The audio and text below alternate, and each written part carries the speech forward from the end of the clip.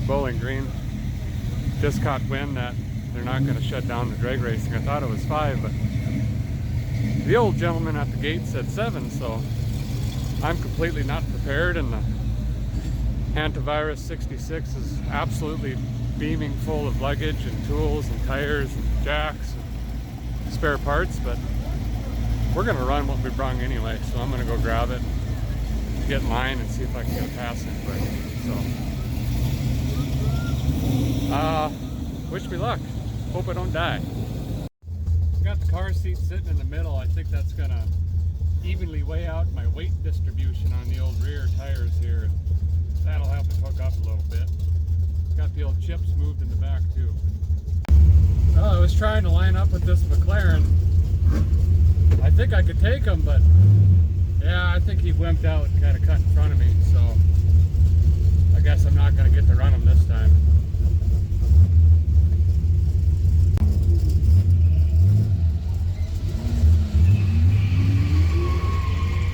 I don't need water.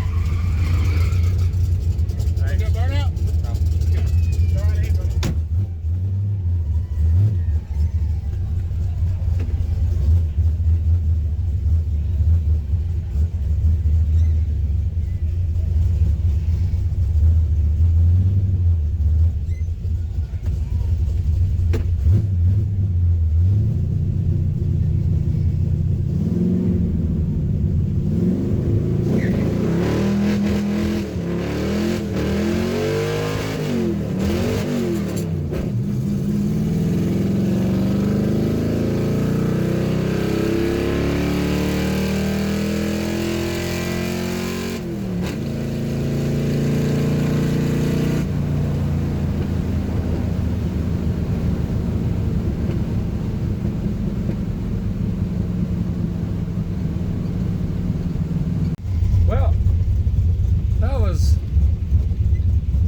As it can get.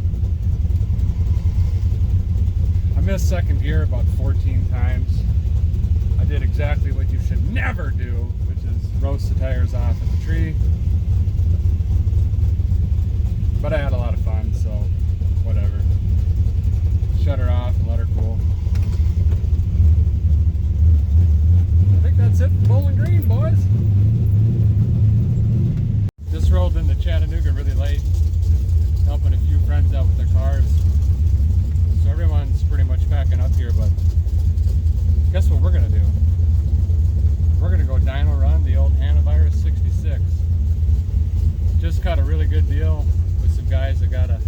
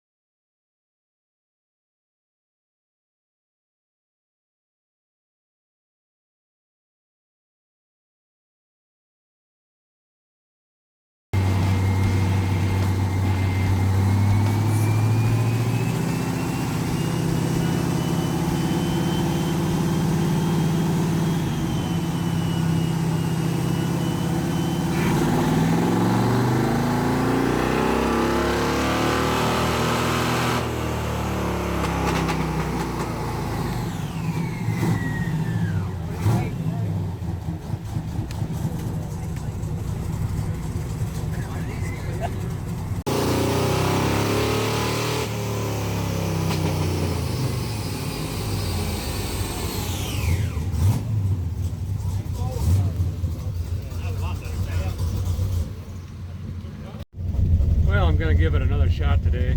We just made it into Atlanta. They're only doing drags for a couple more minutes, so kids and wife jumped out and I jumped right in line here, and I wasn't able to make it to Summit Racing. It's running really lean at 4,500. It basically runs out of fuel. I got to shut it down, so I'm missing a good 1,000 to 1,500 RPM. But we're gonna have fun anyway, and I'm gonna run it hard to 4,500. And we're either gonna have fun or it's gonna blow up. Actually, either way, it's fun, so I'm okay with that.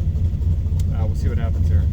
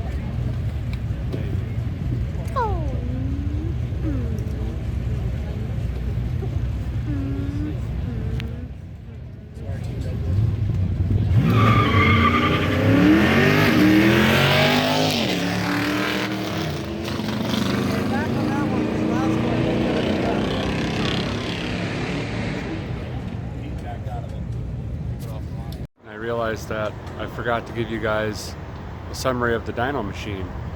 I got into the brewskis a little too early, a little too fast. It ended up putting down right just shy of 300 to the crank and 235 I think to the wheels, which is more than 200, which was my goal, so I'm very happy. These junk smog heads and the dog dish pistons, plenty happy. The problem is that I've been having since discovering it, because that was the first time I really pushed it hard, is at 4,500 RPM it absolutely just flatlines. It completely runs out of fuel. I confirmed it's not a fuel pressure issue. It's definitely not valve train. It's not floating the valves.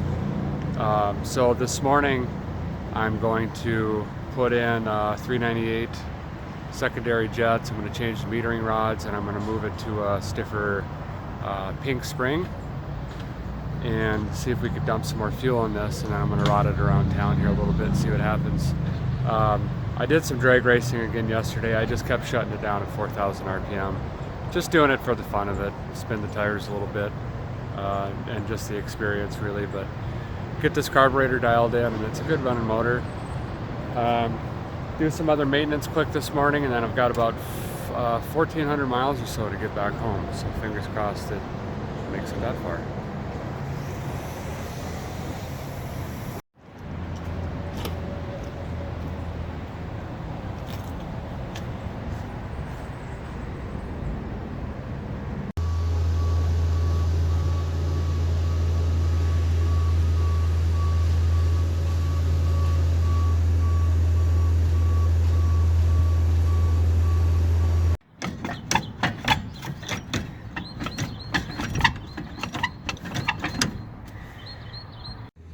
Hey, good morning.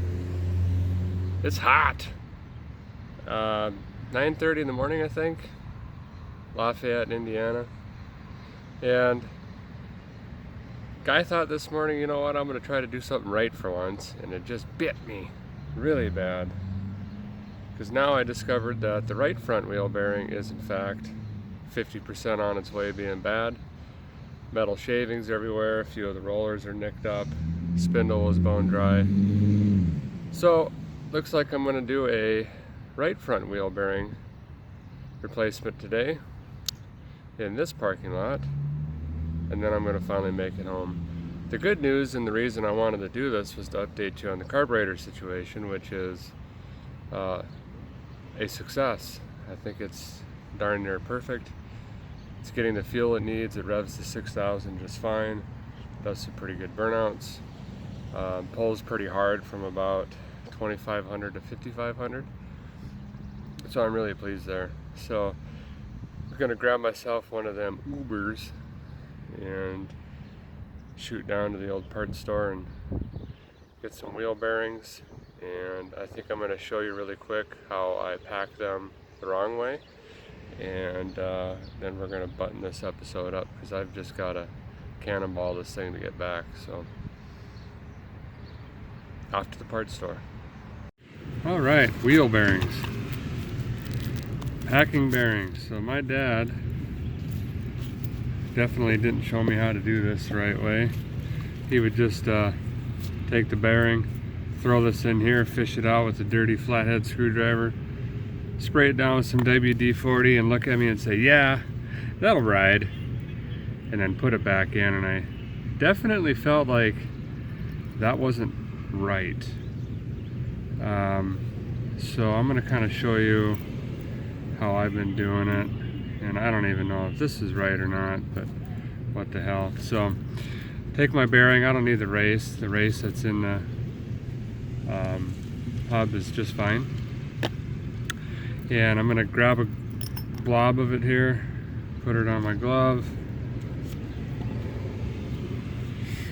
and then I just grab this bearing and I'm just going to push this in, and I'm going to keep pushing it into the grease until I see the grease start to come out of the top, and it'll make a funny little design. I'll show you here, just like that. So it comes out the top. Keep rotating it, pressing it into the grease. You'll kind of feel it squishing through, just like that, all the way around. Can never have too much of this stuff. Smaller ones are pretty easy. I just like to make sure I see it coming out through all the different rollers, and then I'll kind of wipe all the excess off here. That's it. That's how I pack my bearings. Probably definitely the wrong way, but has never let me down. So I'm going to throw this back in. I take a huge handful and just glob up that spindle. I take another handful, put it inside of the hub, and then I push all this back together. When I slide that hub on, some shoots out the front. I'll wipe that off and then stick in my outer wheel bearing and tighten it down, and that way I know it's really packed and it's going to self-feed good enough. Got it everywhere. Well, the front wheels haven't locked up yet, so I think I got the bearings on halfway right anyway. And that's it for this episode. What we learned was the 66 Chevelle is painfully slow. 3 speeds on the tree aren't good for drag racing, and if you're going to do a 3,000 mile road trip, probably check your bearings before you take off. That's always a good idea, I guess. Special thanks to George, who's taping right now. A little bit about George: he's a Leo. He's got a really impressive beard, if you do. And he's currently what you call homeless. Don't forget to subscribe so you can watch me do everything the wrong way and the painful way. And catch you next time.